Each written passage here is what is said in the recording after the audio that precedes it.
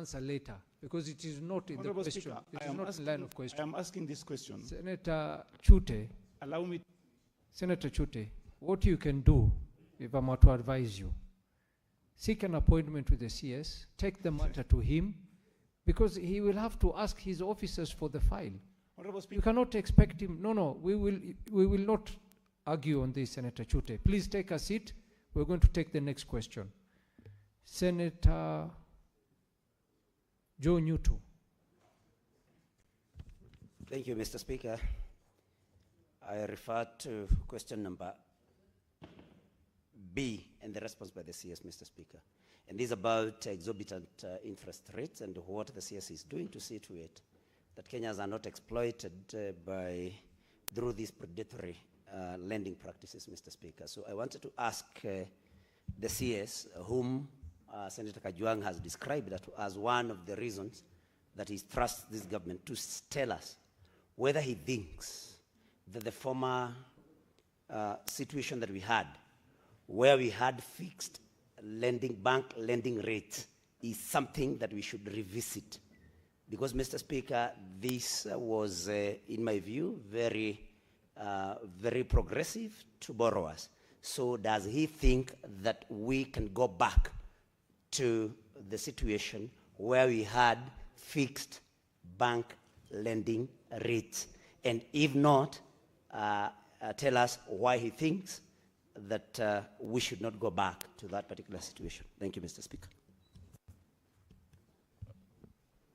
Senator Samson Cherargei. Thank you, Mr. Speaker. One is, I want to find out from the Cabinet Secretary on this issue of digital credit providers. What mechanisms, because we have seen most of them are exploitative in terms of interest, and even they have Shylock-like predatory, it's called predatory lending, Mr. Speaker. What mechanisms have been put in place by the Ministry of National Treasury and the Cabinet Secretary to ensure that these digital providers, lenders, are within the Banking Act and they are not exploitative like when you borrow from Shwari, for example, in Safaricom, and the blacklisting? As you are aware, Mr. Speaker, there was a hue and cry, especially from the youth, where when you borrow, they sometimes even switch your phone, even if it is Mulika Muise, Mr. Speaker.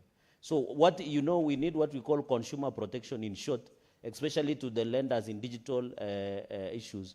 And I want to ask Senator Nyutu not to be worried. There is a lot to believe in this government. He should not be just pessimistic. There is a lot even we are doing in Muranga Mau Mau roads. Mr. Speaker, I yield back. Cherargei, why do you seek points of orders for no reason? And you're just supposed to ask your question. Senator Nyutu, yes, what's your point of order? Mr. Speaker, I think Senator Cherargei should stop dumping these boats all the time and take time to listen. I did not at all. I have platforms to express my displeasure with this failed government, but I did not. In my question to the CS, I did not say, I actually just referred to the comment that Senator Kajwang made. I did not say whether or not, like Senator Kajwang, I believe in this government. So, Mr. Speaker, it's important that you ask Senator Cherargei to stop being the sycophant that he has been and take time to listen to submissions by other members. Thank you, Mr. Speaker. Senator Mundigi. Bwana Spika, Bwana Nyutu angefaa kusema serikali ambayo imeanguka. Labda imeanguka kwa DCP, lakini sio kwa Kenya. Kwa hivyo anafaa aondoe hiyo mjadala wake. Kwa sababu tumeona vile serikali ambayo ya William Ruto vile imefanya kazi kwa kina mama, kwa wazee, kwa vijana, kwa asili kama ule ni wa serikali ya broad based, alafu sasa akuja kudanganya Wakenya hapa ati serikali imeanguka. Nataka nimfahamishe hii serikali itaenda miaka nyingine 7. Serikali William Ruto atakaa miaka 10. Asante Bwana Spika.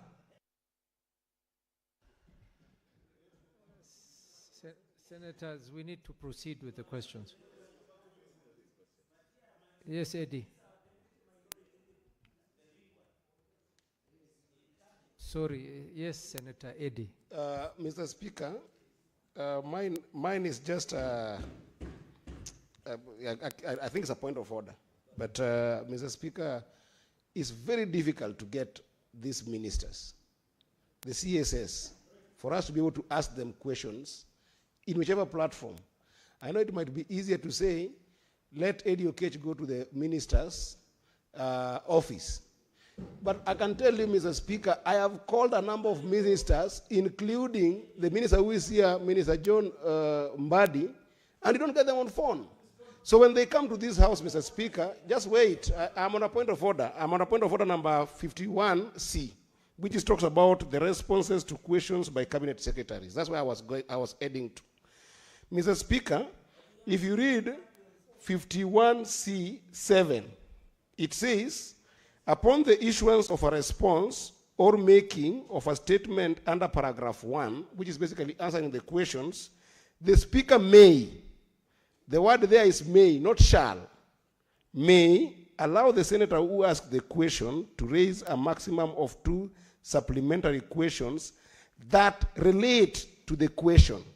That relate to the question. The person who asks the question to the minister shall relate their question, supplementary question, to the question they have related. And then B says, allow any other senator to ask a supplementary question. A supplementary question which might not be related.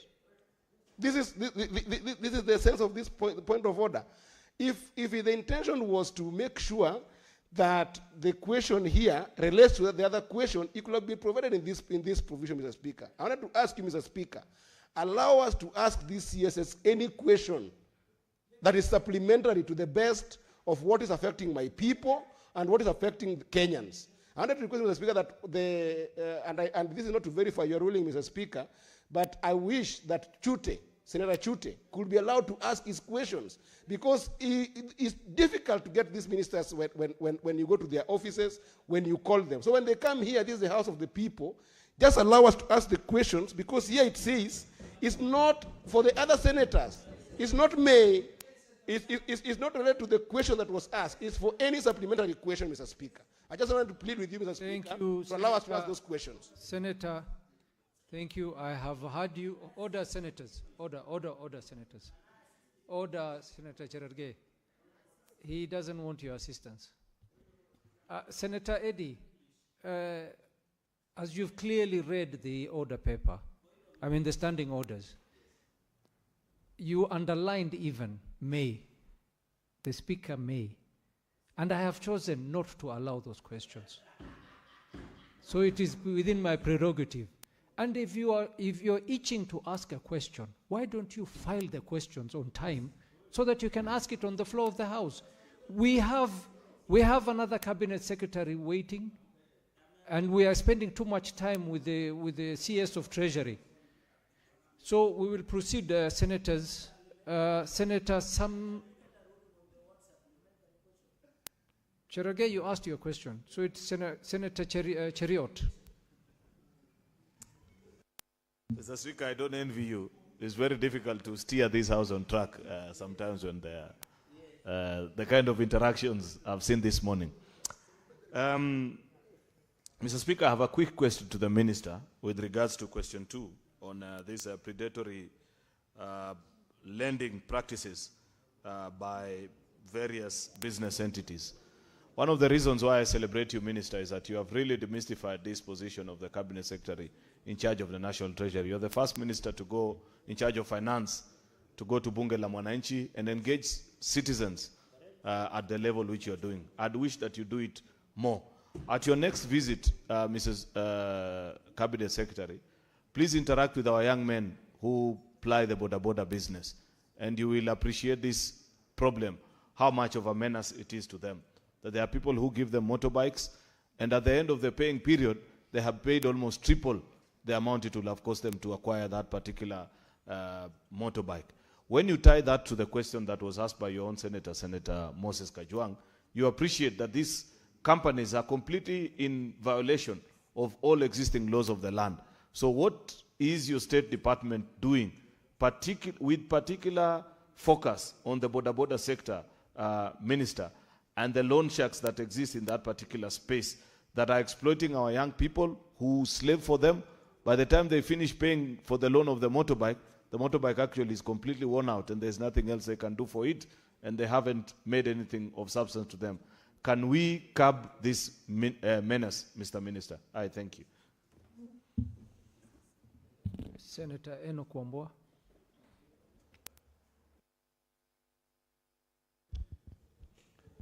Thank you, Mr. Speaker. For some strange reason, Senator Cherargei, not Senator Cheriot, seems to have asked the question that I wanted to ask, but I will ask a different one. Bwana CS, let me congratulate you for what you're trying to do to rein in these predators. But the real predators will be found in the Shylock space.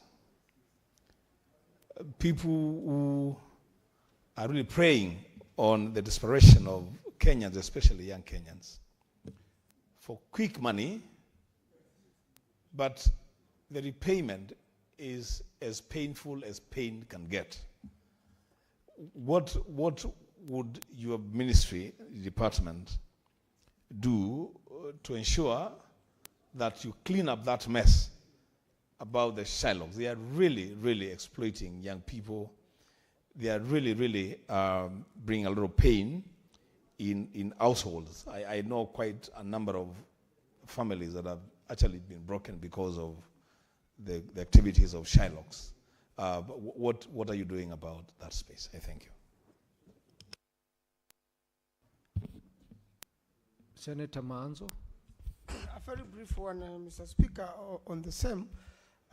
What is the Cabinet Secretary doing, or is he aware of the credit facilities whereby logbooks are used as, are used to borrow monies, and the practicality of the interest rates, which keep on changing on a daily basis, are that it becomes very difficult to ever recover your car once you've given it to these people who use logbooks, so for people to access quick money, and then it becomes mission impossible. Is the government controlling that sector also? I thank you, Mr. Speaker. Cabinet Secretary.